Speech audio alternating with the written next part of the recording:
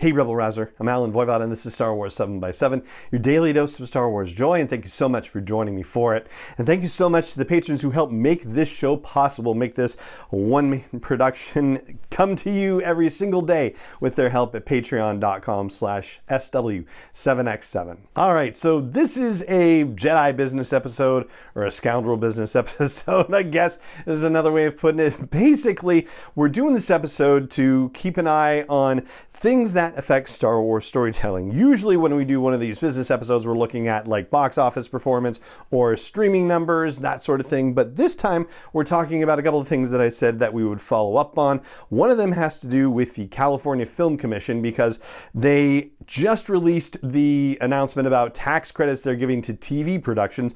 And previously, I think this was back in February, we said that we'd keep an eye on this announcement because there's still an outstanding question about whether there will be a season 4 of The Mandalorian. And I thought, well, you know, if they got tax credits for the movie and if they got tax credits for Skeleton Crew, then they might apply for tax credits for this. But unfortunately, we are no closer to an answer. Although I will say that the pendulum's kind of swinging the other way. So let me tell you what was there. He listed a bunch of projects, but for the first time ever, like I've been through the list of previous tax credit awards and whatnot, for the first time they actually had 3 productions where they did not reveal what the name of the TV show was or the name of the company that's producing these TV shows. They're just listed as Recurring Project A and Recurring Project B and Recurring Project C, and linked up to Company A and Company B and Company C. So the thing I thought that might potentially be helpful was to look back at Skeleton Crew, because that's the only live action production, series production that has shown up on this list before, to see if the qualifying expenditures might give us an indication. And unfortunately, it doesn't look like that's the case. Skeleton Crew is rumored to have 8 episodes, which is what a season of The Mandalorian would be. And Skeleton Crew's qualified expenditure situation is over $130 million for production of that season. And that is more or less equivalent to what we expect from The Mandalorian. Last we knew was that it was around $15 million an episode, or $120 million for a season. And the unnamed companies and the unnamed recurring projects are nowhere close to that. 2 of them are just over $80 million, and another one is like in the tens of millions of dollars. So it does not look like season 4 of The Mandalorian is one of the projects that was just awarded qualifying, tax credit situations. That doesn't mean definitively that there will not be a season 4 of The Mandalorian. I was just hoping that this would give us a definitive yes. Unfortunately, it's given us a definitive, still don't know. And then the other thing that we mentioned previously that we said we'd follow up on is the Disney Annual Shareholders Day. So that happened, I believe it was April 3rd. It was one of the things that we flagged in our monthly preview episode.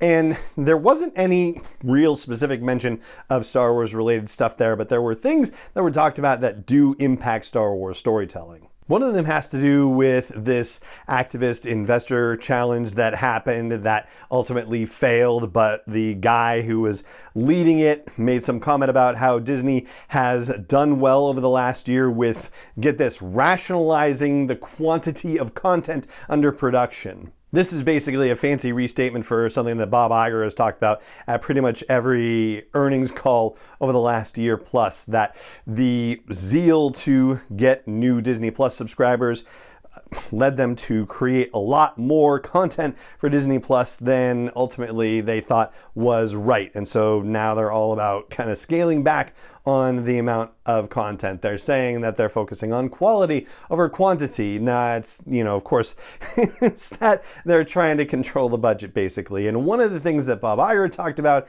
in his statement was about getting Disney Plus to profitability. It's not there yet, and one of the ways that they're going to get it to profitability is by putting less new stuff on Disney Plus. That includes less Star Wars stuff, of course. Another way they're going to do that is by paying less for the content that they put up on Disney Plus. So that means probably a little more cost control over live action productions and probably a little more of a lean into animation. And then also related to that, there was a line about working to reinvigorate creativity at the film studios. And so that is basically a nod to say, yeah, we want to get movies rolling, because one of the things that they've noticed is that it works really well for them when they have movies that do well and then they go to Disney Plus and they do well on Disney Plus. And so that helps drive business for them. So it becomes, money making for them across multiple platforms. And so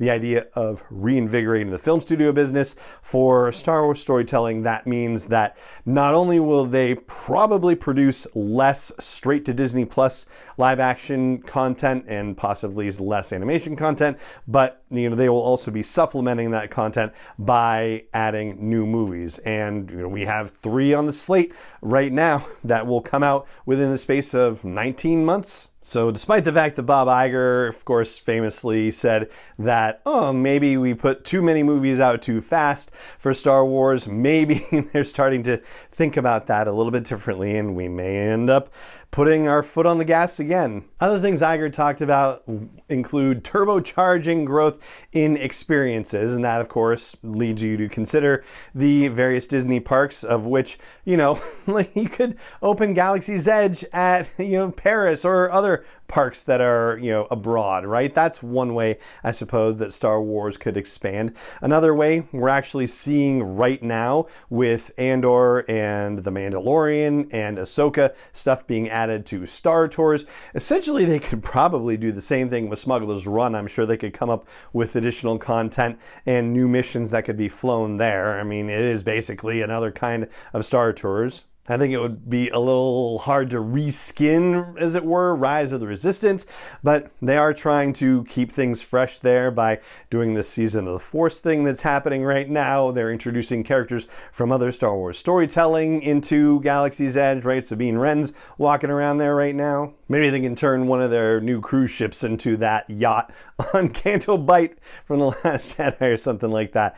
I don't know. And the last thing I'll flag from that Shareholders Day presentation is that Iger flagged the new partnership with Epic Games and Fortnite once again. And for Star Wars storytelling, that doesn't necessarily just mean that there's going to be new emotes where, Han or Darth Vader can dance around in funny ways after someone's been knocked. It could actually mean new canon storytelling. And they've already done it. Like that broadcast that Emperor Palpatine makes that gets referenced in the opening crawl of The Rise of Skywalker, that broadcast actually happened in Fortnite, and you can find YouTube videos to hear the whole text of it. It's Ian McDiarmid going off, and yeah, it's pretty cool. And speaking of Ian McDiarmid, this is a total digression, but I just happened to be watching the original version of Dirty Rotten Scoundrels and was pleasantly surprised, I didn't remember this, that Ian McDiarmid is Michael Caine's butler in the movie. So that was delightful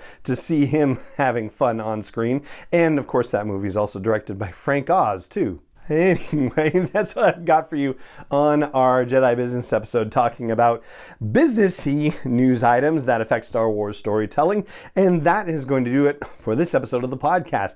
If you enjoy the show, if you enjoy what I'm doing here, there are a couple of very small things that you could do to help support the success of this show. One of them is leaving a rating or review on your app if you haven't done it already. Another is hitting a subscribe or a follow or a like or a join button, whatever the app of your choice calls it. Another is just telling another friend, another 5 friends, 10 friends that you know who like Star Wars, that this podcast exists for them.